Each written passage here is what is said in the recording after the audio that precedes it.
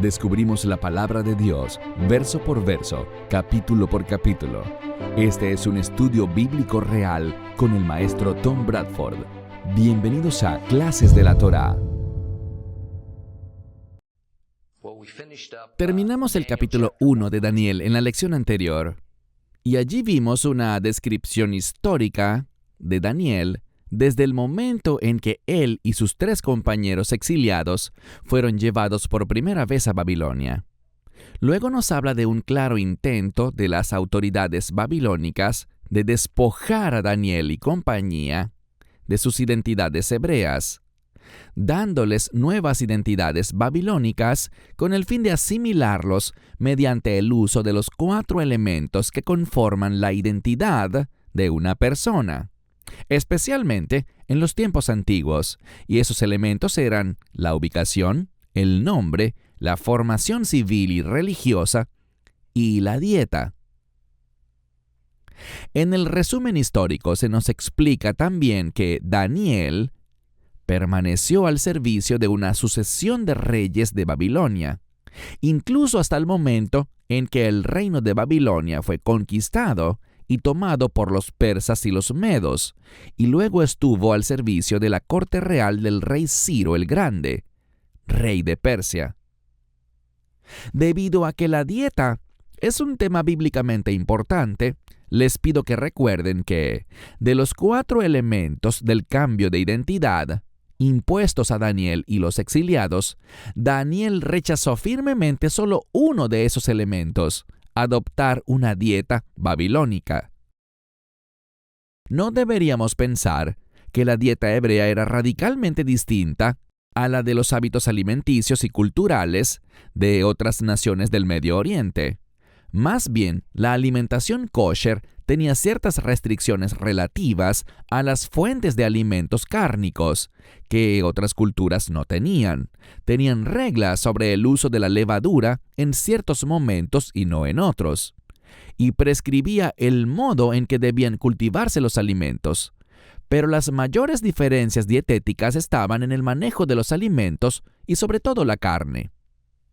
Hemos dicho que la Torá trata el tema de los alimentos en 2 conjuntos de leyes diferentes. Un conjunto trata sobre lo que está permitido comer y lo que no. Es decir, se establece la definición de lo que es alimento para los hebreos versus lo que no lo es. Y esta definición no se basa en qué elementos podrían o no ser razonablemente comestibles y saludables para un ser humano. Más bien, la lista de alimentos permitidos es pronunciada por Dios, dando pocas explicaciones y sin ningún fundamento o lógica humana demostrable. La lista se refiere principalmente a la proteína animal, la carne. Ciertas aves, como las gallinas, pueden ser alimento, pero otras no, generalmente aves carroñeras. Ciertos animales terrestres, como las vacas y las ovejas, pueden ser alimento, pero otros no, como los cerdos y los conejos. Ciertas criaturas marinas, como los peces, pueden ser alimento, pero otras no, como las anguilas, las langostas y las almejas. ¿Por qué? No hay explicación. Es simplemente la decisión soberana de Dios.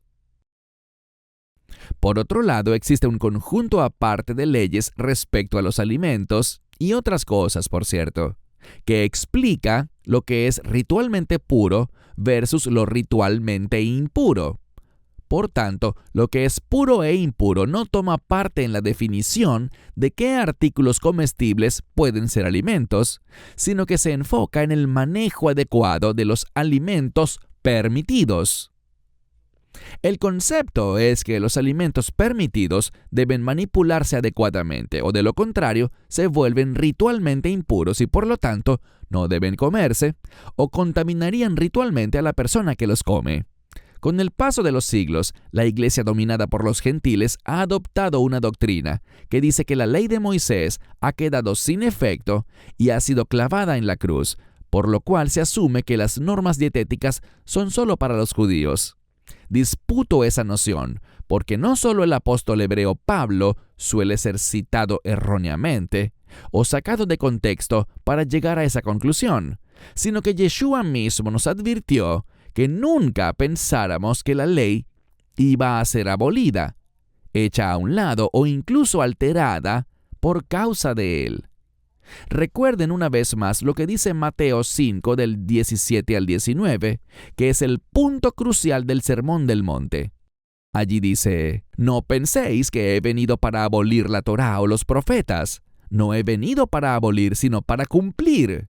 En verdad os digo que hasta que pasen el cielo y la tierra, no se perderá ni la letra más pequeña ni una tilde de la Torá, hasta que suceda todo lo que debe suceder. Así que el que desobedezca el más pequeño de estos mandamientos y enseñe a otros a hacerlo, será llamado el más pequeño en el reino de los cielos.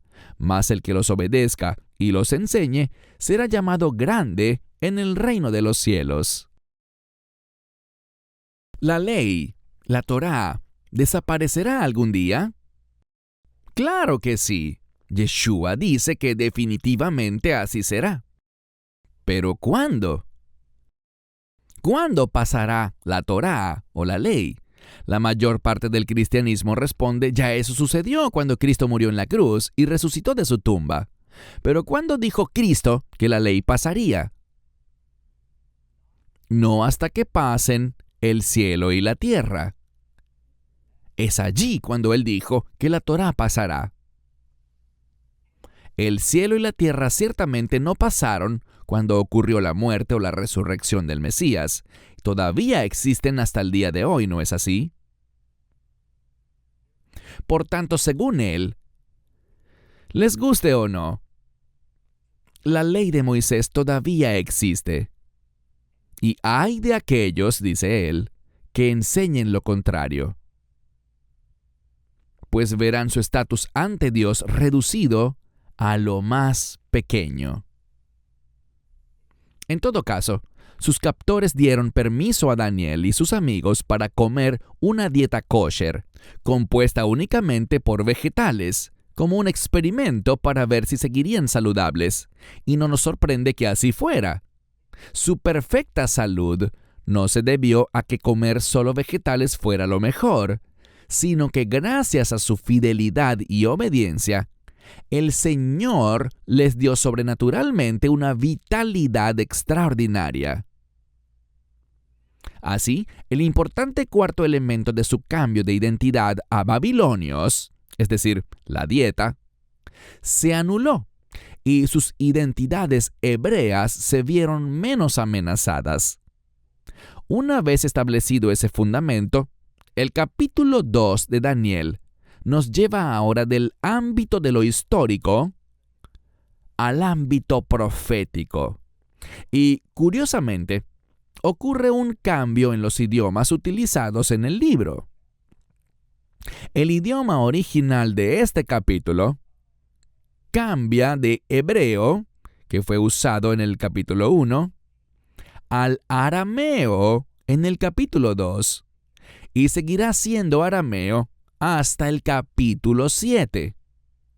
Dado que de ahora en adelante la profecía pasa a ocupar un lugar central en el libro de Daniel, analicemos la naturaleza general de la profecía bíblica, cómo se supone que debemos usarla y cuál es la intención que ella tiene. Con mucha frecuencia, la profecía bíblica es caracterizada como una visión del futuro. Y si bien es cierto que la profecía siempre trata de eventos que son futuros para el momento en que se escribieron, no se trata de decirnos detalladamente lo que va a pasar. Más bien, el propósito de la profecía bíblica es darnos una hoja de ruta de lo que nos depara el futuro en la historia humana. Provee una trayectoria, por así decirlo. Es decir, nos da información acerca de dónde partimos y a dónde llegaremos. Y luego se nos presenta una serie de hitos que finalmente nos llevan a una meta. Sin embargo, los detalles de cómo llegaremos allí, qué circunstancias suceden en el camino y cómo se verán las cosas cuando lleguemos, o no se proporcionan, o son escasos. Una buena ilustración de cómo funciona la profecía bíblica es compararla con la trayectoria del desarrollo humano. Es decir, las etapas por las que pasa un ser humano durante una vida normal, desde que nace hasta que muere. No hace falta ser académico ni siquiera estar alfabetizado para conocer las etapas de vida del ser humano, porque es la misma para todos, en todas partes, en cualquier época pasada o presente. Si bien las etiquetas que usamos para describir las etapas del desarrollo humano pueden diferir un poco, aquí tenemos un conjunto representativo que debería resultar familiar. Nacemos y comenzamos la vida como bebés, luego nos convertimos en niños pequeños, luego en niños más grandes, luego entramos en la adolescencia, la siguiente etapa es la de adultos jóvenes, luego adultos, luego la mediana edad, la tercera edad, la ancianidad y finalmente la muerte. Cuando una persona llega a la etapa de desarrollo de un niño pequeño, tiene cierta noción de que eventualmente envejecerá. Cuando una persona llega a la edad adulta, esto es algo más evidente. Y luego, volverse viejo es una certeza, y probablemente deberíamos hacer planes para afrontarlo. Aparte de la muerte, no hay manera de saltarse una etapa del desarrollo humano, o de quedarse indefinidamente en una etapa que nos guste. Y si bien podemos mirar el futuro con la seguridad de que pasaremos por cada una de estas etapas durante la vida, no tenemos detalles de lo que ocurrirá entre cada una de estas etapas inalterables del desarrollo. Podemos conocer razonablemente algunos signos distintivos que nos dicen que hemos pasado de una etapa a la siguiente. Pero la miríada de detalles y la amplia variedad de circunstancias de cómo llegamos allí nunca se pueden conocer en forma prospectiva, sino solo en retrospectiva. La profecía bíblica funciona de manera similar. De hecho, la profecía bíblica nos da la capacidad de mirar hasta el final de la historia humana. Y la palabra de Dios incluso establece hitos para que podamos saber cuándo hemos llegado a la siguiente etapa en la trayectoria profética. Sin embargo, si miramos hacia el futuro, casi no tenemos ningún detalle. Si no discernimos, podemos pasar por alto un hito profético y nunca notarlo. Además, las Escrituras no nos dan ideas claras de cómo será el paisaje a lo largo del camino entre esos hitos proféticos. Pero eso no ha impedido que la gente intente crear su propia versión para llenar los espacios en blanco. Supongo que es parte de la naturaleza humana querer conocer el futuro en detalle. Ahora nosotros como creyentes ya deberíamos haber aprendido que intentar eso es peligroso. Todos hemos sido sometidos a predicciones de una fecha exacta para el rapto, o el comienzo de la tribulación, o el fin del mundo, a menudo dadas por líderes cristianos muy respetados. Por supuesto, todas esas fechas van y vienen, y ojalá que la arrogancia de quienes creen que han recibido un conocimiento especial sobre estas cosas se haya aplacado un poco. Los eruditos de los días de Yeshua sabían, por la profecía bíblica, que se estaban acercando a ese hito profético, en el que finalmente llegaría el Mesías prometido por Dios.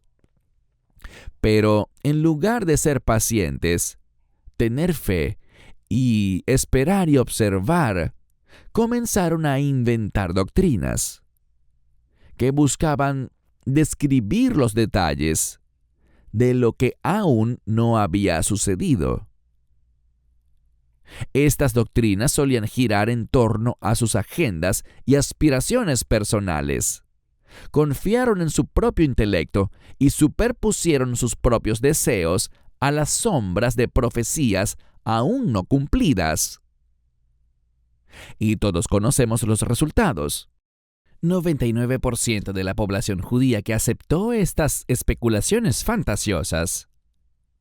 Ante la insistencia de sus muchas autoridades religiosas, se negó a aceptar la realidad cuando finalmente vino el Mesías. Rechazaron a Jesucristo porque Él no encajaba con la imagen mental y los detalles que sus líderes religiosos habían creado con respecto a Él y a su propósito. Así que a medida que avancemos en el libro de Daniel, procedamos con respetuosa precaución. Hoy ciertamente podemos conocer muchos detalles de lo que Daniel profetizó, porque gran parte de ello ya se cumplió. Pero hay otras partes de sus profecías que aún están por llegar o, para decirlo más correctamente, están incompletas. Tengan cuidado con los supuestos profetas modernos que quieren brindarles detalles emocionantes y coloridos de lo que está por venir. Esos que creen que pueden contarles detalles sobre el paisaje camino al próximo hito de la profecía bíblica, cosas que la Biblia no revela. Si sucumben ante eso, puede pasar que se queden esperando ansiosamente un tren que seguramente no llegará, pues quizás estén parados en la estación equivocada. Abran sus Biblias en Daniel capítulo 2. Daniel capítulo 2.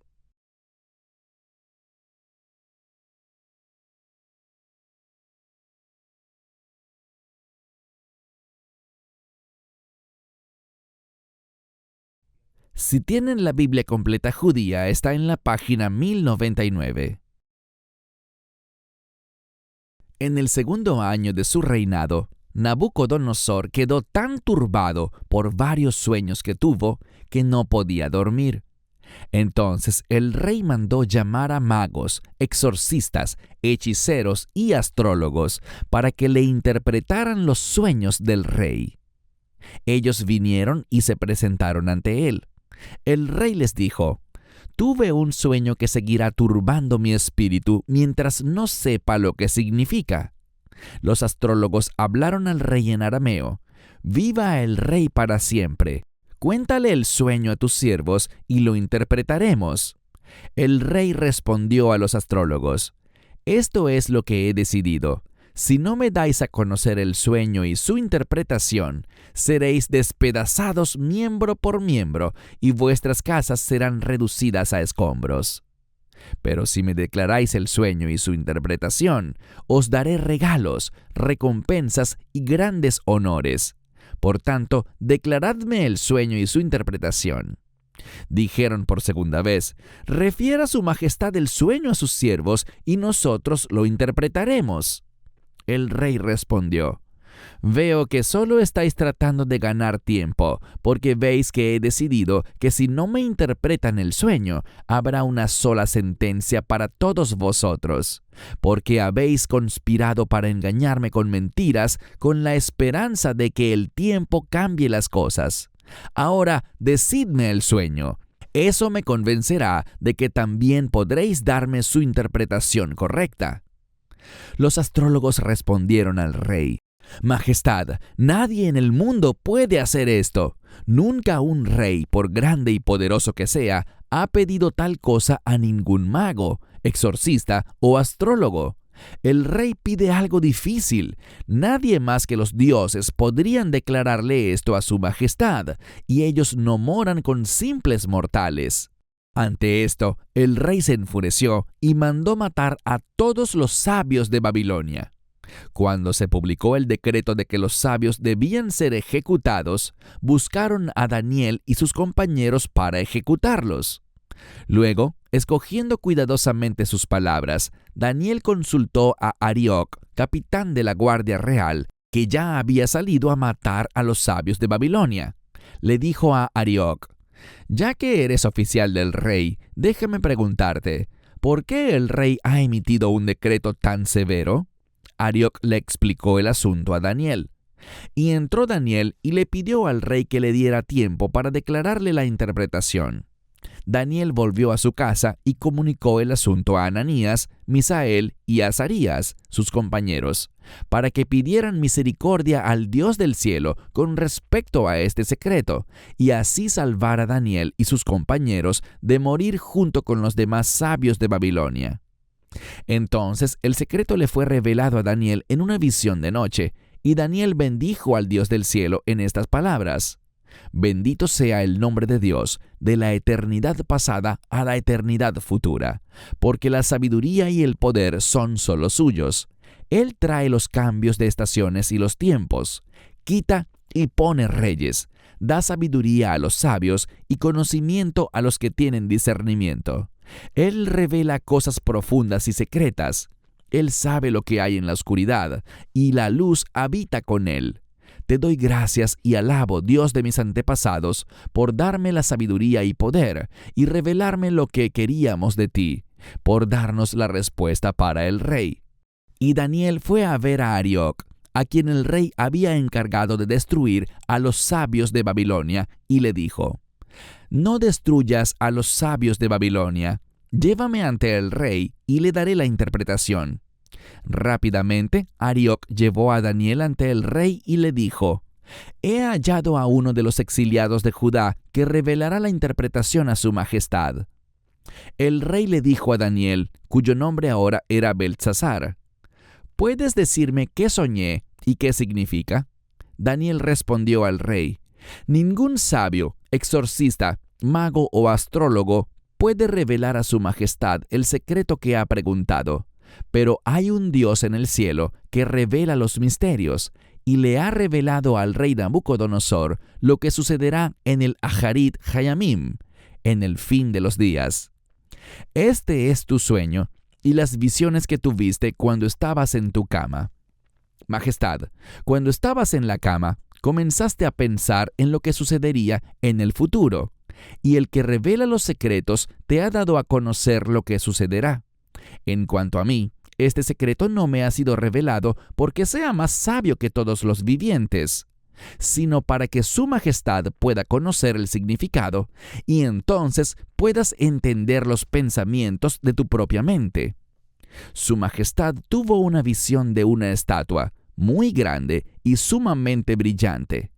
Estaba en pie frente a ti, y su aspecto era aterrador. La cabeza de la estatua era de oro fino, su pecho y sus brazos de plata, su tronco y sus muslos de bronce, sus piernas de hierro y sus pies en parte de hierro y en parte de barro. Mientras mirabas, una piedra se desprendió sin ayuda humana, golpeó la estatua en sus pies de hierro y barro, y los rompió en pedazos. Entonces el hierro, el barro, el bronce, la plata y el oro fueron desmenuzados, y quedaron como paja trillada en verano. El viento se los llevó sin dejar rastro, pero la piedra que había golpeado la estatua se agrandó y se convirtió en una enorme montaña que llenó toda la tierra. Esto es lo que soñaste, y ahora le daremos al rey su interpretación. Su majestad, Rey de Reyes, a quien el Dios del cielo ha dado el reino, el poder, la fuerza y la gloria, de modo que donde quiera que habitan hombres, animales salvajes o aves del cielo, Él te los ha entregado y te ha permitido gobernarlos a todos. Tú eres la cabeza de oro. Pero después de ti se levantará otro reino inferior a ti. Luego un tercer reino de bronce que gobernará el mundo entero. El cuarto reino será fuerte como el hierro. El hierro puede romper cualquier cosa en pedazos, pulverizarla y aplastarla. Entonces, así como el hierro puede aplastar cualquier cosa, este reino romperá en pedazos a los otros reinos y los aplastará.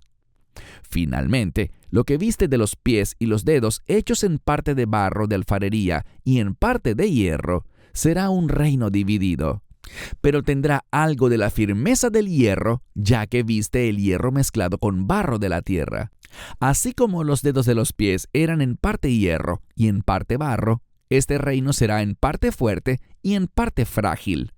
Viste el hierro mezclado con barro. Eso significa que cimentarán sus alianzas mediante matrimonios mixtos, pero no se unirán así como no se une el hierro con el barro. En los días de estos reyes, el Dios del cielo establecerá un reino que nunca será destruido, y ese reino no pasará a manos de otro pueblo. Hará pedazos y consumirá todos esos reinos, pero Él permanecerá para siempre, tal como la piedra que viste, que, sin ayuda de manos humanas, se separó del monte y desmenuzó el hierro, el bronce, el barro, la plata y el oro. El gran Dios ha revelado al rey lo que sucederá en el futuro. El sueño es verdadero y su interpretación es fiable. Entonces el rey se postró sobre su rostro y adoró a Daniel, y ordenó que le presentaran una ofrenda e incienso. El rey dijo a Daniel: «Tu Dios es verdaderamente Dios de dioses, Señor de señores y revelador de secretos, ya que tú has podido revelar este secreto». El rey ascendió a Daniel a un alto rango, le dio muchos regalos espléndidos y lo nombró gobernador sobre toda la provincia de Babilonia y jefe de todos los sabios de Babilonia. Por solicitud de Daniel, el rey puso a Sadrach, Mesach y Abed-nego a cargo de los asuntos de la provincia de Babilonia, mientras Daniel permaneció al servicio del rey. Inmediatamente, el versículo inicial causa controversia en lo que respecta a la escuela moderna de la crítica bíblica. Y una vez más tiene que ver con la ubicación temporal de esta narrativa. El versículo 1 dice que el relato que sigue, con Daniel como protagonista, sucedió en el año segundo del reinado de Nabucodonosor. Estos eruditos bíblicos en particular dicen que aquí hay una contradicción porque en el capítulo anterior se dice que Daniel fue a una escuela de 3 años que comenzó cuando llegó a Babilonia. Por tanto, ambas afirmaciones no pueden ser correctas, dicen ellos, lo que demuestra que el libro de Daniel fue escrito ficticiamente por al menos 2 escritores, o que si la obra es de un solo escritor, este no solo fue un pobre historiador, sino que no era lo bastante inteligente como para hacer que los 2 capítulos concordaran. Ha habido varios enfoques para tratar de conciliar este asunto, que para mí no es un problema. Algunos eruditos dicen que se trata de cómo se cuentan los años de reinado de un rey, lo cual se hace de 5 maneras en el Antiguo Testamento. Otros dicen que no fue en el segundo año de Nabucodonosor, sino que esto ocurrió en el 12º año. Y de hecho, algunos manuscritos bíblicos antiguos dicen que fue en el 12º año de Nabucodonosor, no el segundo. Josefo señala que la fecha refleja el segundo año después de que Nabucodonosor saqueó Egipto. Y hay muchos otros. Hay una respuesta mucho más sencilla que no requiere ingeniería inversa. En primer lugar, la forma en que la Biblia comunica la cronología a sus lectores no es la forma en que se hace hoy. Sobre eso no hay duda. Y el antiguo estilo literario hebreo no es el estilo literario occidental moderno. Y no deberíamos esperar que lo sea. Segundo, es común que en la Biblia se describa un evento o una historia de principio a fin en forma resumida. Y luego, en párrafos o capítulos posteriores, puede que vuelva a algún punto de ese período de tiempo general y se nos explique uno que otro evento particular con mayor detalle. Por ejemplo, podría tomarme unos minutos para contarle a alguien sobre mi formación académica, empezando por darle un resumen general desde el jardín de infancia hasta la escuela de posgrado. Y después de dar ese resumen, puedo volver a hablar de mis días en la secundaria y contar la historia de un evento que sucedió en ese tiempo. No tengo dudas de que eso es lo que pasa aquí, al comienzo del capítulo 2 de Daniel. El capítulo 1 de Daniel fue solo una descripción histórica introductoria que llevó a Daniel a Babilonia desde su hogar en Judá y lo puso al servicio del rey babilónico Nabucodonosor. Y luego vimos una firme demostración de su fe en Jehove durante todo ese tiempo. y nos explican que Daniel fue enviado a una escuela caldea por 3 años para aprender las costumbres de Babilonia y finalmente, en el último verso, nos dicen que Daniel sirvió con tanta lealtad y por tanto tiempo que incluso estuvo al servicio del rey de Persia, cuando los medos y los persas arrebataron el imperio a los babilonios. Y cuando llegamos al capítulo 2 de Daniel, damos un paso atrás para centrarnos en un evento específico que ocurrió en un momento particular durante el largo cautiverio de Daniel, el cual dice aquí que sucedió en el 2º año de Nabucodonosor en el trono, o como quieran contarlo.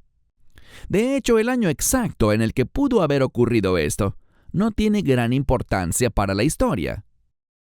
Aún así, asumiendo que el 2º año de Nabucodonosor es correcto, esto quizás significa que Daniel todavía estaba en la escuela caldea, y sus 3 años de educación aún no habían terminado.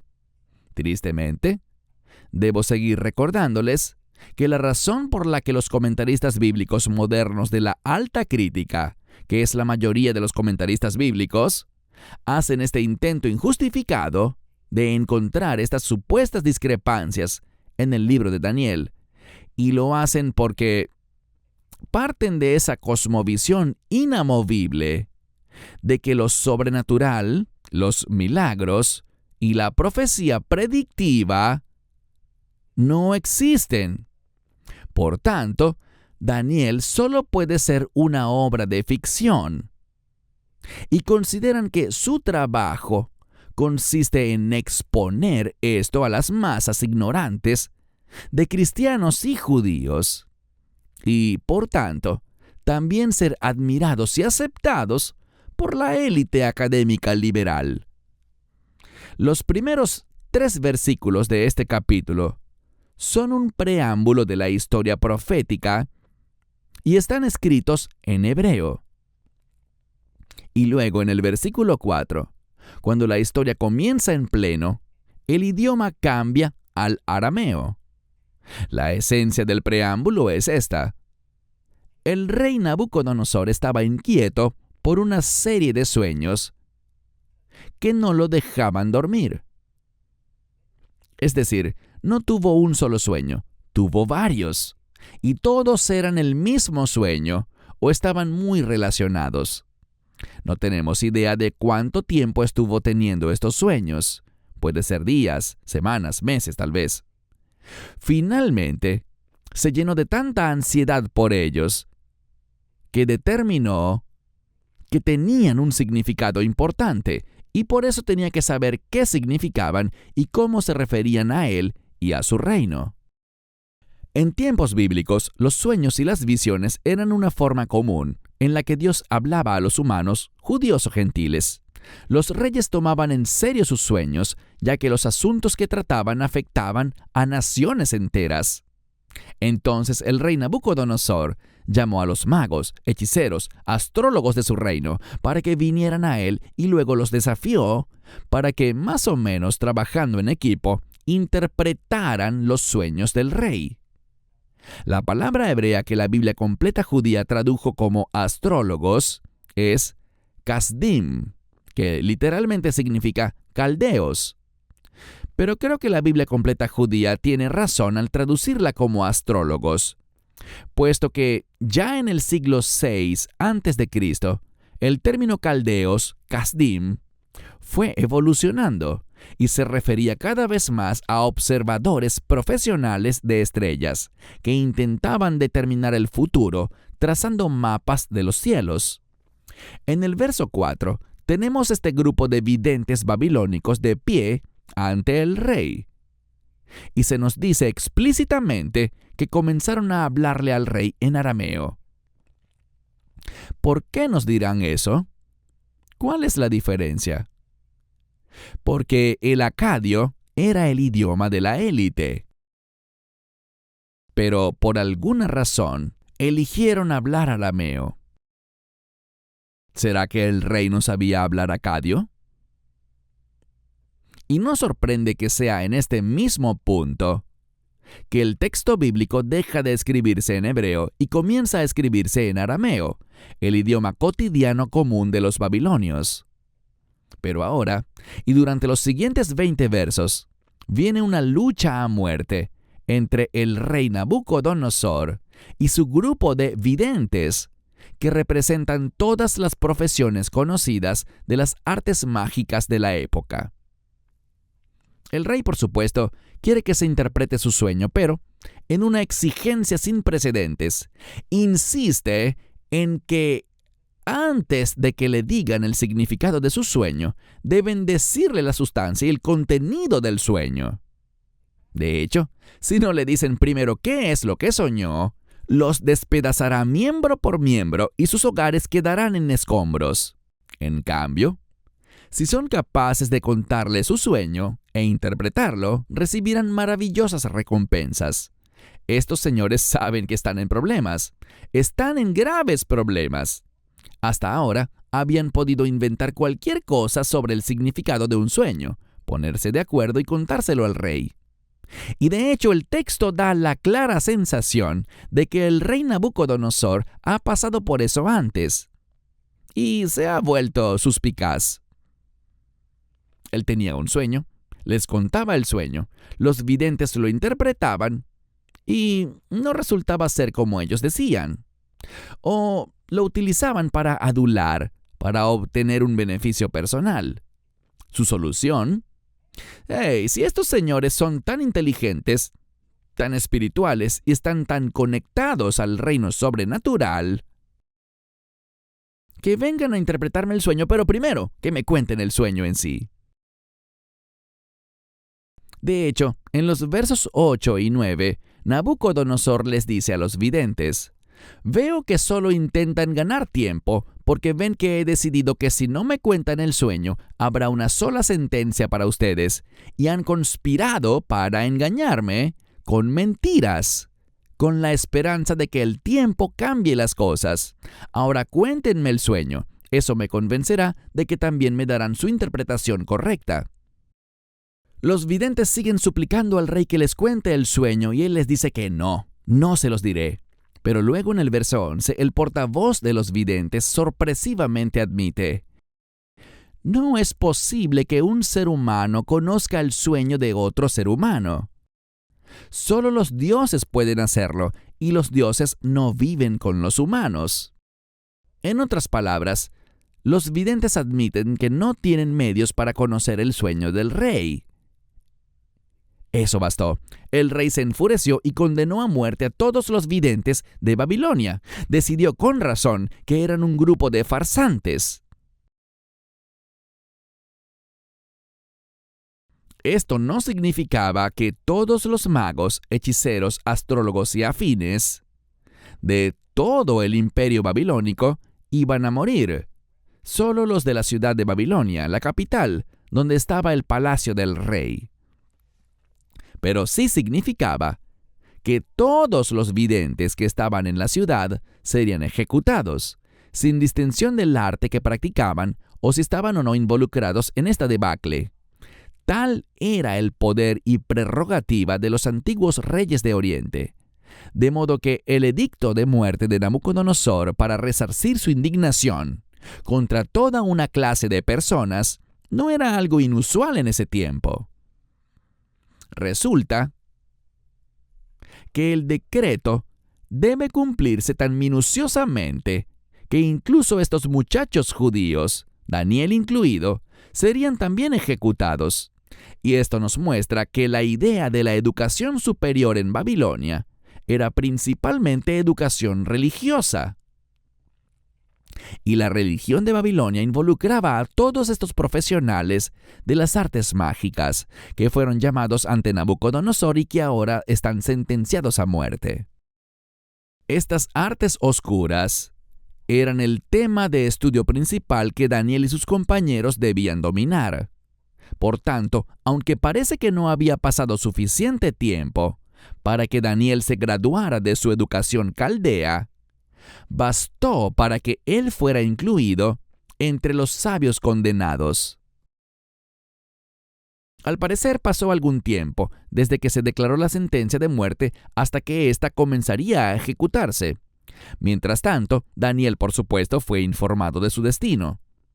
Y cuando Arioc le dio la noticia, Daniel dijo con respeto y cuidado que le parecía razonable que al menos le dijeran qué era lo que había molestado tanto al rey como para provocar una respuesta tan severa. Y Arioc, el jefe de la guardia personal del rey, a quien se le había encomendado llevar a cabo las ejecuciones, le dijo a Daniel cuál era el problema. Y parece que Daniel pensó que él podría hallar las respuestas que el rey buscaba si podía hablar con el rey.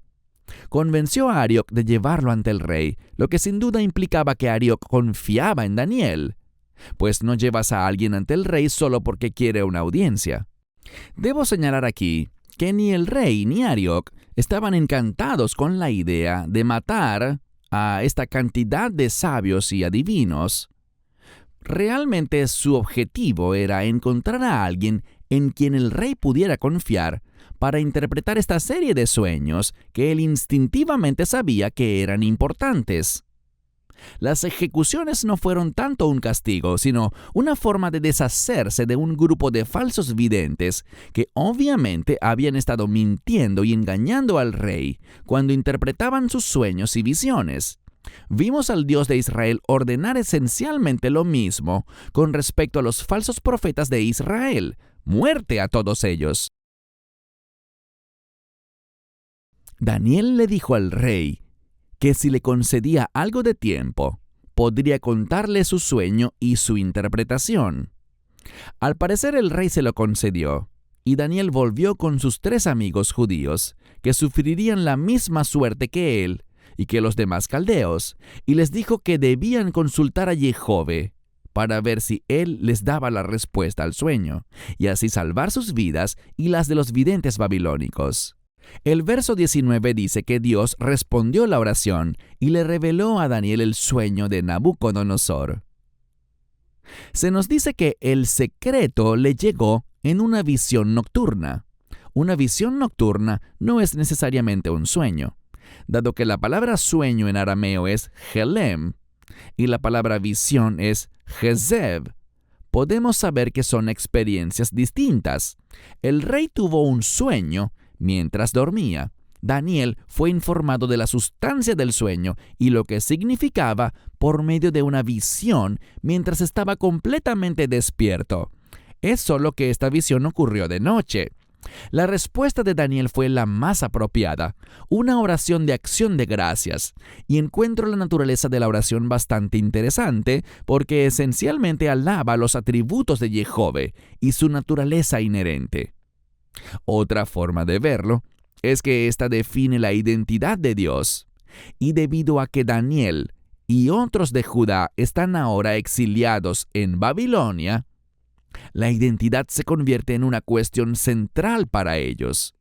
Ya hemos visto que Nabucodonosor buscó cambiar las identidades de estos judíos que trajo cautivos a Babilonia, sobre todo de aquellos que estaban destinados a servirle.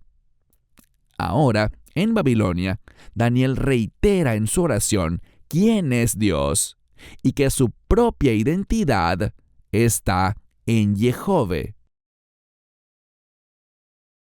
Les he enseñado en varias ocasiones que hoy en día es todo un desafío descubrir quién es Dios.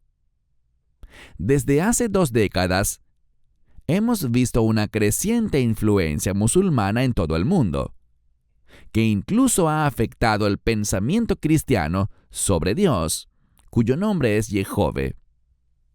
Y sin embargo, los musulmanes llaman a su Dios Alá. Por eso se ha puesto de moda, especialmente entre los misioneros cristianos, decir que sin importar el nombre con el que el Islam llame a Dios, judíos, cristianos y musulmanes adoran al mismo Dios. Lo rechazo en los términos más enérgicos posibles. Porque tal como se nos muestra a lo largo de las Escrituras y ahora aquí con la oración de Daniel, Dios puede ser reconocido por los humanos solo de 2 maneras: su nombre y sus atributos. Nombre y atributos.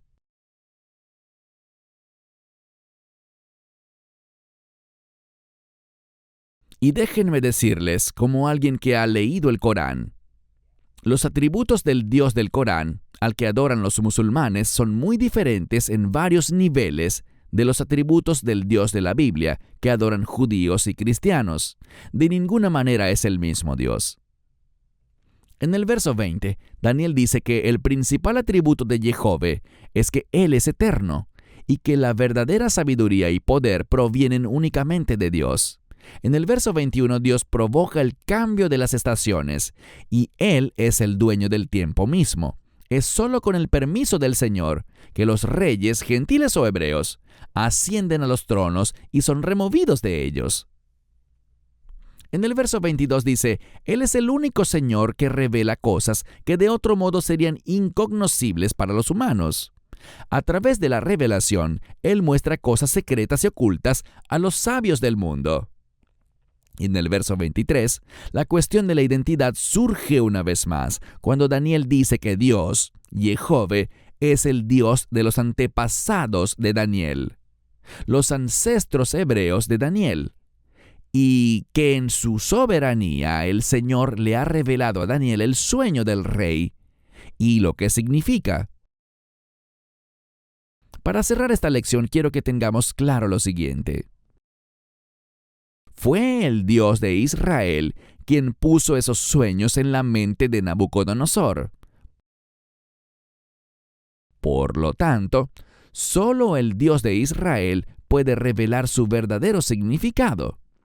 Y en la próxima lección comenzaremos un examen minucioso de la aterradora estatua, hecha de oro, plata, bronce y hierro, cuya imagen ha sido el tema inquietante de los sueños de Nabucodonosor. Para más enseñanzas de un estudio bíblico real, redescubriendo la palabra de Dios con Tom Bradford, visite toraclass.com o descargue la aplicación móvil de Torah Class.